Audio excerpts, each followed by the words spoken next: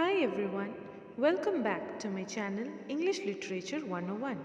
The topic for today is a poem titled On the Grasshopper and the Cricket, prescribed in CBSE for class 8 in the book named Honeydew.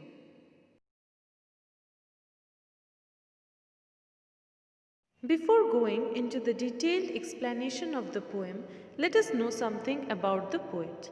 The poet of this poem is John Keats. John Keats, born in 1795, was a renowned poet. He was an English Romantic poet and one of the main figures in the Second Romantic movement. He died in the year 1821 when he was 25 years old, and most of his works were published 4 years before his death. He wrote most of his poem between 1814 to 1819. During his lifetime, he published 54 poems in 3 small volumes and a few magazines. He is particularly known for his odes. Some of his notable works are Endymion, Ode to a Nightingale, On First Looking in Chapman's Homer, Sleep and Poetry, etc. So without any further delay, let's move into the poem.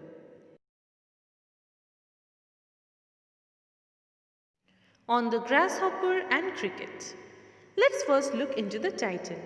When we look into the title, the first thing that we notice is that the poem is about 2 insects. One is the grasshopper and the other is a cricket, isn't it? But do you think it is just a poem which is talking about these 2 insects? Or is there something else, some deep thought which the poet wants to bring to us by the help of these 2 insects? So those who agree that there is a deep thought behind the poets mentioning these 2 insects, then you are absolutely right. Though they are 2 very little insects, they take a big responsibility on their shoulders. Now what is the responsibility? Let me tell you. This poem is a symbolic poem. Here grasshopper signifies or symbolizes hot summer or summer season, and the cricket symbolizes winter season. And that is also the reason for which the poet has used capital letters in their names, because these 2 insects are personified. And as we move into the poem, we even find pronouns like he, his, which are used for these insects. So without any further delay, let's move into the poem. The poetry of earth is never dead. When all the birds are faint with the hot sun and hide in cooling trees, a voice will run from hedge to hedge about the new mown mead. That is the grasshopper's. He takes the lead. In summer luxury, he has never done with the delights, for when tired out with fun, he rests at ease beneath some pleasant weed. First of all, let me tell you that this poem by John Keats is a fine piece of Petrarchan sonnet written in December 1816. Sonnet is basically a poem of 14 lines. And if you want to know more about sonnet in details, you can go through my video titled An Introduction to Sonnet. To make it easy, I'll put the link of that video in the description box below. So do check it out. Now let's see the poem. This poem is inspired by the beauty of nature. As I said to you that John Keats was a romantic poet, so it's quite obvious that his poems basically deals with nature, the beauty of nature. Because romantic poets are those who were inspired by nature, who had love for nature. They used to worship nature, and in this poem also we are going to see this same feeling. In the very first line, the poet expresses his love towards nature by saying that poetry of earth is never dead. He says that the poem of nature is eternal, it never dies. So just see how this romantic poet John Keats saw earth and nature. In this stanza, the poet talks about summer season.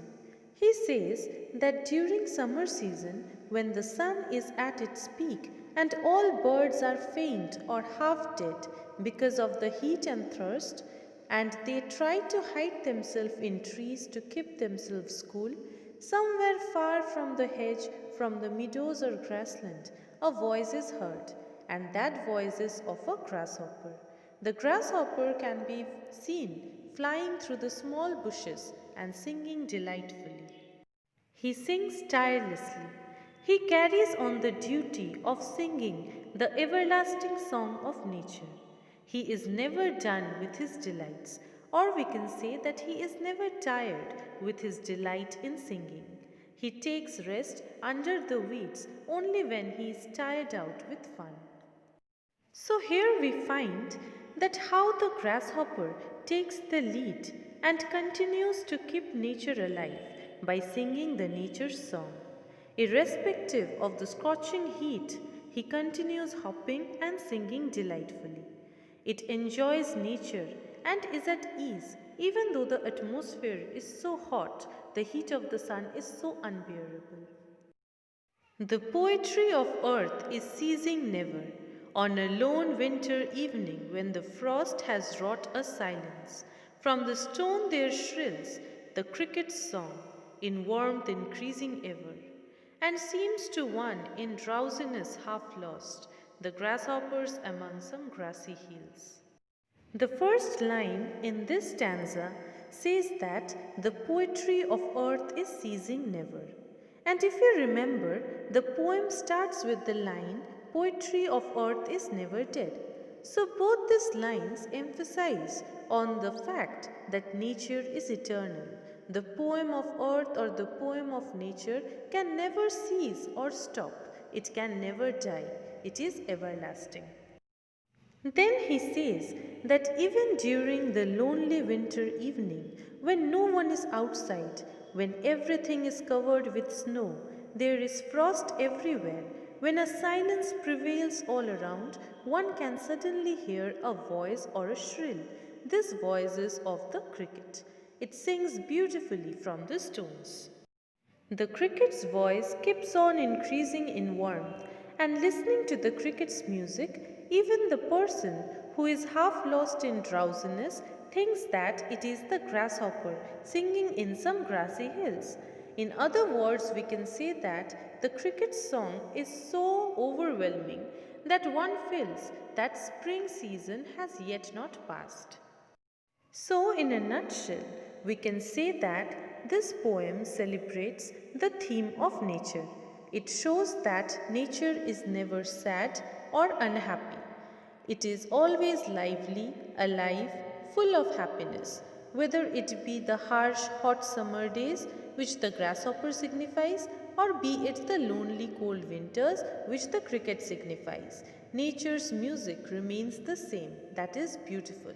Nature was, is, and always be beautiful in its own way, and the two insects, that is the grasshopper and the cricket, are symbols that are used to show the constant joyous mood of nature. Here I have provided you with a list of words which would make the understanding of the poem better.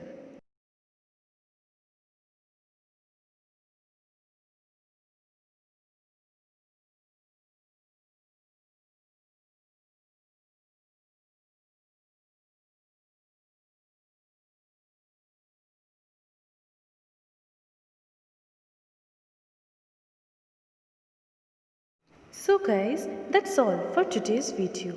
I hope you all have understood the poem well.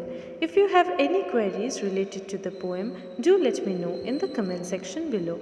And please don't forget to like, share and subscribe my channel. And those who haven't subscribed my channel yet, I would request them to please like, subscribe and share it. And don't forget to hit the bell icon for further updates. Thank you.